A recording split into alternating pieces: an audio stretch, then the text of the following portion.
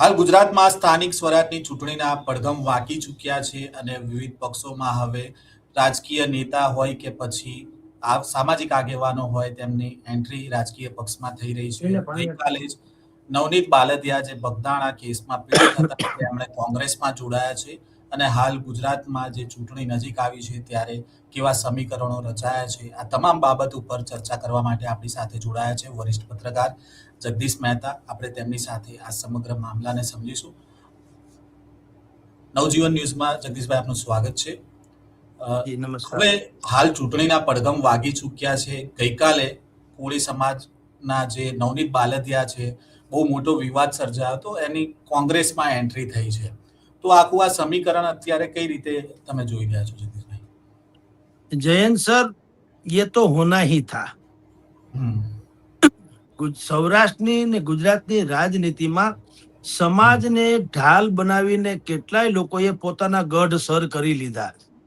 હાર્દિક પટેલ થી શરૂ કરી અલ્પેશ થી ભાઈ થી માંડી અને કેટલાયના નામ ગણાવી શકાય જે મૂળ નીકળ્યા હતા, કસમો ખાઈ ખાઈને નીકળ્યા હતા રાજકારણમાં નહીં આવવાની અને સમાજને ન્યાય અપાવવાની, એને બદલે પોતે ચડી બેઠા રાજનીતિમાં. અત્યારે બધા માલ મલિદા ખાઈ રહ્યા છે. ભાઈ નવનીત બાલદિયા એમાં અત્યારે અલ્પ વિરામ છેલ્લો મણકો નથી, આ તાજેતરનો મણકો. હજી એવા કેટલાય લાઈનમાં હશે. હા, હવે પ્રોબ્લેમ બીજો કાંઈ નથી. આપણે જયંતભાઈ કોઈ વિરોધમાં નથી, નવનીતભાઈ ને ક્યારેય મળ્યા નથી કે એને આમાં ન જોઈન્ટ થવું એવી વાત નથી. એને અધિકાર છે કોંગ્રેસ, ભાજપ, કોંગ્રેસ કે આમ આદમી ગમે એમાં જાય. એક તો ટાઈમિંગ ખોટું છે અને બીજું સૌથી મોટી વાત તો છે કે એને સમાજને વાત જે છે ને સમાજને પૂછ્યા વગર લીધી, સમાજના નેતાઓને પૂછ્યા વગર લીધી. એટલે મુશ્કેલી શું છે, અત્યારે હીરાભાઈ સોલંકી રાજુલાના ધારાસભ્ય, પરસોત્તમભાઈ સોલંકી મિનિસ્ટર અને કુંવરજી બાવળિયા પણ મિનિસ્ટર ગુજરાતના, ત્રણેય કોળી સમાજના નેતા છે. એની હાલત અત્યારે કોઠીમાં ઓલા ચોરની માં મોઢું ઘાલીને રડે ને એના જેવી થઈ ગઈ. કહી શકે એવી સ્થિતિમાં નથી સરકારને પણ કે શું કારણ. જ્યારે નવનીત બાલદિયા ઉપર આ હુમલો બુમલો થયો, માયાભાઈના દીકરા ઉપર આક્ષેપ થયો, જયરાજસિંહે હુમલો કરાવ્યો, પછી બધું ડખે ચડ્યું, બહુ પકડાણું, હાહાકાર મચી ગયો અને બધું પ્રકરણ જાણીતું છે. પરસોત્તમ સોલંકી, હીરાભાઈ સોલંકી વગેરેએ પક્ષની મર્યાદા લાંઘીને સ્વયં સરકાર સામે બંધ પુકાર્યો કે અમારા સમાજનો દીકરાને અન્યાય થયો છે, એને ન્યાય અપાવો. સરકાર એક તરફ છે, પક્ષ એક તરફ છે, સમાજ એક તરફ છે. બોલો. તો આમ જુઓ તો એને પોતાની કેરિયર હોડમાં મૂકી એમ કે તો ચાલે. કારણ કે સરકાર તો ભાજપની જ હતી. તો ભાજપની સરકાર હોય તો આગેવાની લેવાય. એને એમ કે ભાઈ ચાલો નવનીતભાઈ તમને આ થયું છે, સરકારે અમારા પક્ષની જ છે, અમે તમારા, તમે અમારા, સરકાર અમારી, ચાલો આપણે, હું તમારે મદદ કરું છું અને કરવું જ જોઈએ. એને બદલે હુકારા તુકારા કરવા પડ્યા. સંમેલન કર્યા હતા બગદાણાથી માંડીને જે પણ વિસ્તારોમાં અનેક પ્રકારના સંમેલનો થયા. એમાં તુતારી કરી નાખી કે સમાજ એક કોર છે, બાકી બધું ગૌણ છે. એક વખત તો આ બગદાણા પ્રકરણ પછી એમાં પાછા કેટલાય ફાટા પડ્યા અને હીરાભાઈ સોલંકી એટલે કે અને પરસોત્તમ સોલંકી બંધુ નહીં, જે અસ્કયામત છે રાજકીય, એની ઉપર પ્રેશર થવા માંડ્યું. એટલે પરસોત્તમભાઈ સોલંકીએ આપણે ધોળકામાં કે એમાં એક મહાસંમેલન કોળી સમાજનું એ એલાન કરેલું. પછી બંધ રહ્યું, જુદી વાત છે. એમાં તો દાવો કરવામાં તો 1 કરોડ કોળી સમાજને ભેગા કરવાની વાત હતી. બોલો. તો એ કઈ હદે વાત વણસી હશે કે આને એક પોતાને શક્તિ પ્રદર્શન કરવું પડ્યું હતું સરકારમાં હોવા છતાંય. તો આટલો ભોગ પરસોત્તમ સોલંકી ને હીરાભાઈ સોલંકી ઇત્યાદિ ને કુંવરજીભાઈ સહિતના કોળી સમાજના નાના મોટા તમામ, આ 3 તો મોટા નામ છે એટલે બોલું છું, નાના લોકોએ પણ કઈ ઓછી મહેનત નથી કરી. જે બગદાણા પંથકના છે કે મહુવાના છે કે ભાવનગર પંથકના છે, બરાબર. આ બધા જ લોકોએ પક્ષની મર્યાદા લાંઘીને મહેનત કરેલી. હવે એ લોકોને જયારે ભારતીય જનતા પાર્ટીનું હાઈકમાન્ડ અગર પૂછે કે તમારા કહેવાથી અમે લોકોએ આઉટ ઓફ વે જઈને અથવા તો વિશેષ ધ્યાન આપીને નવનીતભાઈ બાલદિયાના કેસમાં ઇન્ટરફિયર કર્યું, એ નવનીતભાઈ તો કોંગ્રેસમાં જોઈન થઈ ગયા. હવે મને જવાબ આપો, શું કરવાનું? એટલે એક વાત જગદીશભાઈ, એવી પણ સામે આવી રહી છે, ગઈકાલે પણ નવનીત બાલદિયા બોલ્યા હતા ચૂંટણી માટે તૈયાર છે, પછી આજે એમની સાથે વાતચીત કરી તો એમને એવો સવાલ કરવામાં આવ્યો કે જયરાજ આહિર ચૂંટણીમાં હોય તો એમણે કીધું કે મારી પણ તૈયારી છે. તો શું આ બધું પહેલેથી પ્લાનિંગ થઈ ગયું હશે કે આ રીતની વ્યૂહરચના જો ભાજપની હોય તો કોંગ્રેસની પણ હવે આ રીતની હોય? જો જયંતભાઈ, આપણે બંધ બેસતી પાઘડી બેસાડી દઈએ, પણ એવું ન હોય કે પ્રી પ્લાન હોય એટલે આને હુમલો થાય, હુમલા પછી આવો ડખો થાય પછી ફલાણું આમ થશે. એ તો બધું એટલું બધું કઈ ગણતરી પૂર્વક થાય નહીં.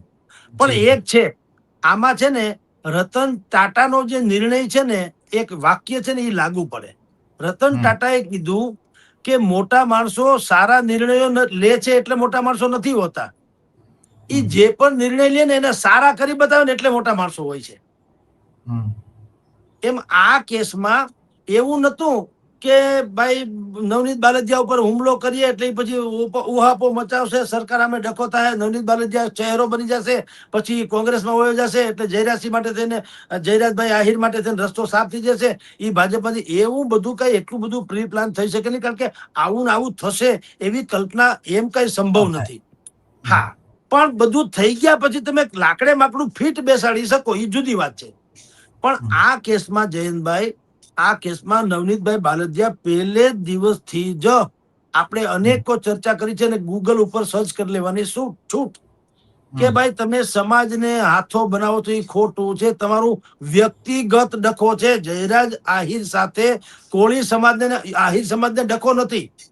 આ ડખો નવનીત બાલદિયા અને જયરાજ આહિરનો છે. તો એમાં સમાજ આવતો જ નથી.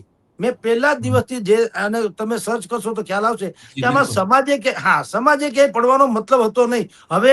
હવે પસ્તાય છે કે નહીં? શું થયું? સમાજ આખો ભારતીય જનતા પાર્ટીની સામે આવ્યો. એના પોતાના દિગ્ગજ નેતાઓ ભારતીય જનતા પાર્ટીને, એને પણ સરકારને કહેવું પડ્યું. સરકારે એસઆઈટી નીમી, બધાની ધરપકડ થઈ, જેલવાસીઓ છૂટી ગયા, બધું થયું વગેરે વગેરે. હવે પાઘડીનો વળ છેડે. ભાઈ બેસી ગયા ધબ દઈને કોંગ્રેસી પંજામાં. ભલે બેસી જાય, હું ટૂંકું ગમે તે પક્ષમાં જાય, અધિકાર છે. ટાઈમિંગ ખોટું છે. આનો અર્થ એમ થયો કે તમે બિલકુલ આ મુદ્દાનો ઉપયોગ કરીને, એટલે સમાજને ખભે બંદૂક રાખી અને તમે ફાયરિંગ કર્યું. એવું પાછું હું નથી કેતો જયંતભાઈ, કે હીરાભાઈ સોલંકીના સવાલના જવાબ, એક પ્રશ્ન મીડિયા વાળાએ પૂછ્યો તો એને પણ દબી જુબાનમાં કીધું, ભાઈ દરેકને પોતાના ઓલા મત પ્રમાણે, વિચારધારા પ્રમાણે પક્ષ જોઈન્ટ કરવાની જરૂર છે. અમારા એમાં છે કોંગ્રેસમાં, અમે ભાજપમાં છીએ, આમ તેમ. પણ મને તમે વિચાર કરો, આજ નવનીતભાઈ બાલદિયા જો કોંગ્રેસમાં હોત તો હીરાભાઈ સોલંકી કે પરસોત્તમભાઈ સોલંકી આટલી હદે બગાવત કરી હોત નહીં. સવાલ ઈ છે કે તમે હવે થઈ ગયા પછી તમારા નિયંત્રણમાં નથી એટલે તમારે ગેંગે ફેફે થવું પડે. તમે પહેલે જ દિવસથી, અત્યારે હું તમને કહું લ્યો ની, રાજકોટમાં જે ભાઈ વડેચા જે છે અત્યારે ચાલે છે ડખો, અહીંયા પોલીસ વર્સિસ, હા હવે રાઈટ, એ અલગ છે. આ બીજા હમણાં વડેચાનો કોળી સમાજ જેને ખરણી વાળો કેસ છે વગેરેમાં, ઈ કોળી સમાજનો દીકરો છે. કા પરસોત્તમભાઈ નથી આવતા? લ્યો હાલો. કા ભાઈ કુંવરજી બાવળિયા નથી આવતા? ઠેઠ જુનાગઢ થી વિમલ ચુડાસમા આવ્યા, ઉનાથી પુંજાભાઈ વંશ આવ્યા, અહીંયાથી કોઈ માંધાતા ગ્રુપ થી માંડીને કોઈ નહીં. શું કામ? એને ખબર છે કે આ કોળી સમાજની ઉપર અન્યાય નથી, આ ભાઈની પોતાની જે છબી છે એ દાગદાર છે, એને કારણે ડખો થયો છે. એમાં કોળી સમાજ ક્યાંય આવે નહીં. આટલી સમજણ રાજકોટના કોળી સમાજ અને બીજા બધા કોળી નેતાઓએ દાખવી. ઇવન તો કોંગ્રેસે પણ દાખવી. જે કોંગ્રેસના ધારાસભ્ય જિગ્નેશ મેવાણી ઝંડો લઈને નીકળે છે ભાઈની સામે, એના માટે થઈને વડેચા સામે, પત્રકાર, કથિત પત્રકાર, તો અહીંના કોંગ્રેસને પણ એને સપોર્ટ નથી આપ્યો. બોલો, એને કહેવાય મેચ્યોરિટી. તો અહીંયા જે તમે બગદાણા કેસમાં, ભાઈ બાલદિયાના કેસમાં આ જ વાત પહેલે જ દિવસથી હું કહેતો હતો કે ભાઈ આને તમે સમાજની દ્રષ્ટિએ જુઓ છો, બહુ ખરાબ છે. વ્યક્તિગત ચોક્કસ છે. કઈ જયરાજ આહિરે માની લો કે હુમલો કરાવ્યો તો પણ એટલા માટે નથી કરાવ્યો કે કોળી હતા, પણ એને માયાભાઈ આહિરની પાસે માફી મગાવડાવી, અથવા તો માયાભાઈએ માફી માગવી પડી. હાલાકી નવનીતભાઈએ મગાવી તો નહોતી.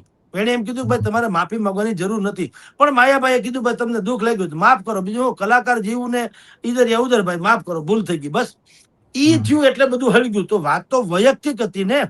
બે વ્યક્તિઓ વચ્ચેનો ડખાને તમે સમાજનું સ્વરૂપ આપી દો, એ બહુ ખોટું. હવે નવનીતભાઈ બાલદિયા એમ કે છે કે હું સમાજને ન્યાય અપાવવા માટે થઈને કોંગ્રેસમાં જોડાણો છું. મને તમે વિચાર કરો, જો તમે ન્યાય અપાવી શકતા હો તો કોળી સમાજના જેટલા નેતાઓ છે એ શું કરશે મને કયો. હજી તમે તો તાલુકા જિલ્લા પંચમાં તમને ટિકિટ મળે, ટિકિટ મળ્યા પછી તમે લડો, લડ્યા પછી જીતો, જીત્યા પછી તમને શું પદ મળે એ આપણે જાણીએ છીએ.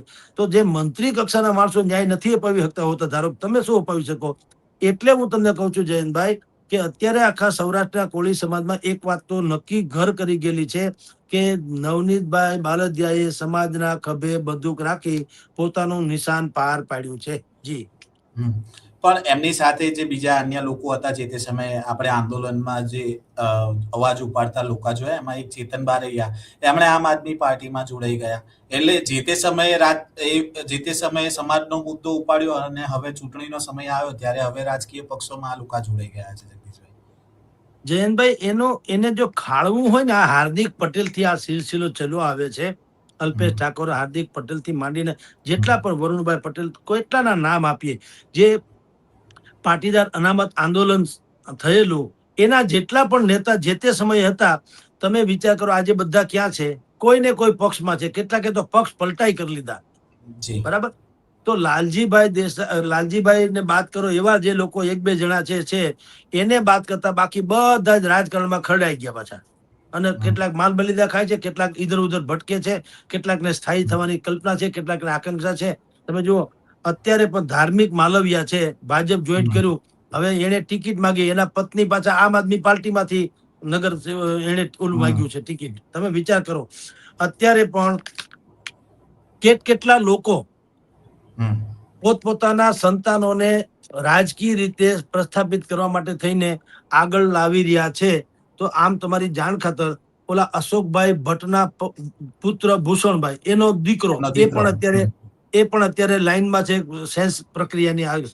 ને અમારે અહીંયા મેયર હતા, મેયર રહી ચુક્યા છે નૈનાબેન પેઢડિયા, તો એને પણ પાછું હજી ઉમેદવારી દાખવી છે, મને ટિકિટ આપે. સારું. બહુ પ્રસિદ્ધ હાસ્ય કલાકાર ધીરુભાઈ સરવૈયા, એનો પુત્ર પણ અત્યારે ટિકિટ વાંછિત છે. એમ ધાર્મિક માલવ્યાની મેં આપને વાત કરી છે.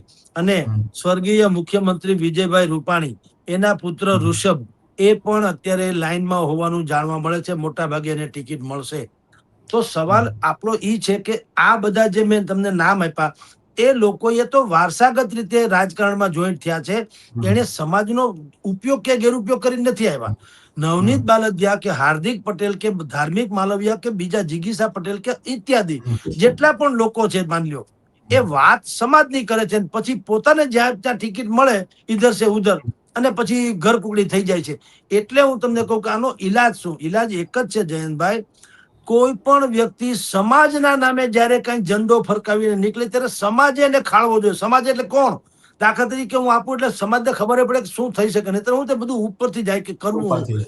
ધારો કે રાજકોટમાં હું ખુદ બ્રહ્મ સમાજનો ઝંડો પકડીને નીકળું કે હું બ્રહ્મ સમાજનો અગ્રણી છું, મને ટિકિટ આપો, તો રાજકોટમાં જેટલા બ્રહ્મ સમાજના મંડળો હોય, જેટલા એટલે જેટલા નાના મોટા ગમે એ બધાએ યા તો ભેગા થઈને વિરોધ કરવો જોઈએ, કમસે કમ પ્રેસ નોટ આપવી જોઈએ કે જગદીશભાઈ અમારા સર્વમાન્ય નેતા નથી, તમારે એને ટિકિટ આપી તો આપો, પણ એ બ્રહ્મ સમાજ અમે આપતા નહીં, કારણ કે અમારા દાવેદારો જુદા છે. કાં એમ કરવું જોઈએ. અને કાં મારે જેટલી પણ રાજકોટમાં બ્રહ્મ સમાજને લગતી સંસ્થા છે એનું 1/3 ત્રીજા ભાગનું મારે સમર્થનમાં આપવું જોઈએ કે આ બ્રહ્મ સમાજના આટલા મંડળો જે છે એ બધા સર્વમાન્ય રીતે કે છે કે જગદીશભાઈ ટિકિટ આપો.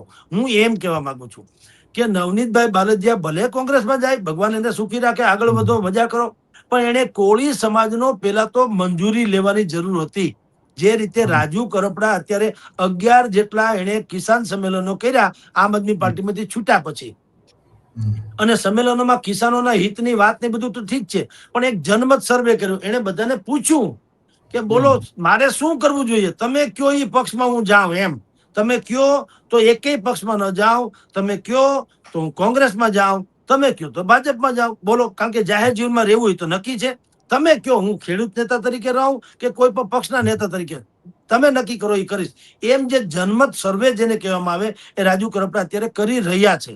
એવી રીતે નવનીત બાલદિયાએ પણ કોળી સમાજ અને કોળી સમાજના નેતાઓ એ બધાને પૂછીને આ નિર્ણય કર્યો હોય તો કોઈ વાંધો નથી. અત્યારે હીરાભાઈ સોલંકીથી માંડીને બધા જ લોકો જે આશ્ચર્ય અનુભવે છે અથવા તો આંચકો અનુભવે છે એનું ગુજરાતી એ છે કે કોઈની રજામંદી વગર નવનીતભાઈએ પોતીકી રીતે આ નિર્ણય કરી લીધો, એને જે લાભ દેખાણો હોય તે. તો મને તમે સમજાવો કે નવનીતભાઈના કારણે જે પણ કોળી સમાજના નેતાઓએ ભારતીય જનતા પાર્ટી સામે જે તે સમયે ઉહાપોહ મચાવ્યો હોય, હવે એની હાલત શું થાય મને કયો. એટલે આ સ્થિતિ છે જયંતભાઈ. સમાજે હવે થોડુંક પોતાને આમ એલર્ટ રાખવાની જરૂર છે કે કોઈ પણ માણસ સમાજના નામે જયારે ચરી ખાવા નીકળે અથવા તો સમાજના નામે દાવો કરે, બેમાંથી એક, તો યા તો એને ત્રીજા ભાગના સમાજના મંડળોનો સહયોગ હોવો જોઈએ અથવા સહયોગ ન હોય તો એ સમાજે એનો વિરોધ કરવો જોઈએ કે ભાઈ અમારો આ ચહેરો નથી, તમારે ટિકિટ આપવી તો અમને વાંધો નથી, ભલે અમારો સમાજનો દીકરો છે એ હકીકત છે, પણ અમારો સર્વમાન્ય ઉમેદવાર તરીકે ટિકિટ માંગતા હોય અથવા તો લઈ જતા હોય તો ખોટું છે, અમારો સર્વમાન્ય ઉમેદવાર ફલાણાભાઈ નથી. તો આ બેમાંથી એક વસ્તુ જો થશે તો ભવિષ્યમાં આ પ્રકારે સમાજનો ખભે બંદૂક મૂકીને ફોડવાનો સિલસિલો થોડો ઘટશે. જી જયંતભાઈ.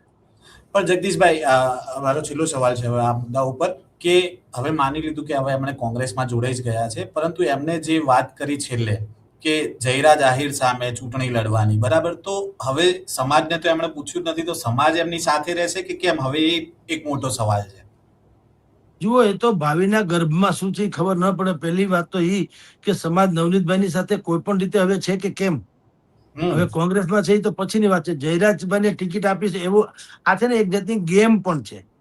એમાં બે વસ્તુ થાય, યા તો જયરાજભાઈને ટિકિટ ન જ મળે એવી ખેલ પાડવા હાટું બોલાડવું, અને બીજું હવે જો જયરાજને ટિકિટ જોતી હોય તો કહેવાતી ચર્ચા ચડસીમાં કે આપણે નથી ઘણાને કહેતા મરદ ન ફાડ્યું હોય તો હાલો આવજે, પછી ત્રેવડ હોય તો હાલો આવે, કાંઈ હારી જાય કાં જીતી જાય, એના જેવી વાત છે કે મારે જયરાજની સામે લડવું છે. પણ પેલા જયરાજને ટિકિટ આપે તો લડશે ને.